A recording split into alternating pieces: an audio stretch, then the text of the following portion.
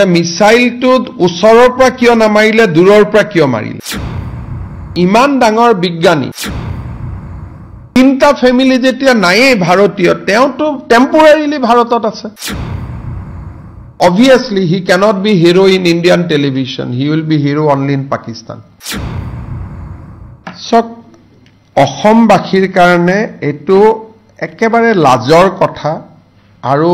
আমি সকলোৱে খুব লজ্জিত অনুভৱ কৰিছো যে যি ধৰণে সংসদত ভাৰতীয় সেনা বাহিনীৰ ওপৰত আমাৰ অসমৰ সাংসদ এজনে যি ধৰণে কমেন্ট কৰিলে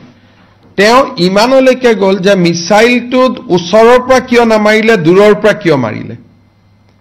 সো ইমান ডাঙৰ বিজ্ঞানী যে সেনাই মিছাইলটো ওচৰৰ পৰা কিয় নামাৰিলে দূৰৰ পৰা কিয় মাৰিলে তো ভাৰতে যদি 3000 4000 কিলোমিটাৰ লক্ষ্য ভেদ কৰিব পৰা মিছাইল বনাইছে এটোটো সেনা বাহিনীক অভিনন্দন জনোৱা কথা আছিল তো জিতু ভাষণ দিলে সেই ভাষণটো শুনি এটাই ধাৰণা হল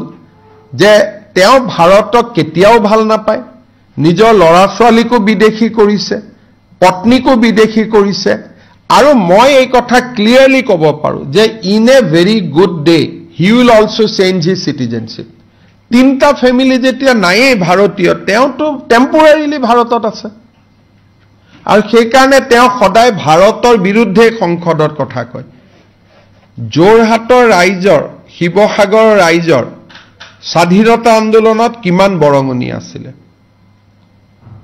দেশৰ স্বতন্ত্ৰতা সাৰ্বভৌমত্বত জোৰহাটৰ এটা অনবদ্য বৰঙণি আছে অসম আন্দোলনলৈকে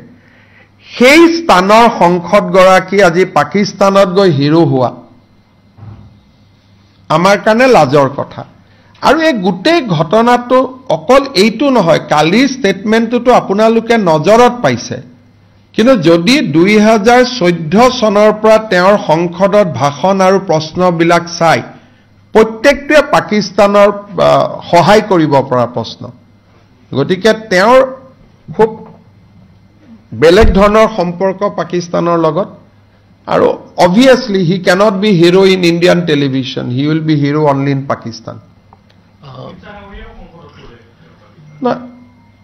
কওঁতেতো তেওঁ ক'ব নোৱাৰিলে মই যোৱা নাই বুলি এনেটো বহুত বকবকাই থাকে যেতিয়া অমিত শাহ জিয়ে ক'লে তেওঁতো থিয় হৈ সংসদত নকলে যে মই যোৱা নাই আপুনি ভুল কথা কৈছে বুলি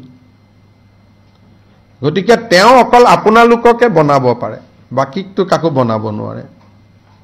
যিমান দিনে মই বনোৱা দেখিছো আপোনালোককে তেওঁক বনোৱা দেখিছো বাকি অসমৰ মানুহক নোৱাৰে আৰু আপোনালোকে চাব ৰাইট বিটিএডিৰ পৰা লক্ষ্য কৰি গৈ থাকিব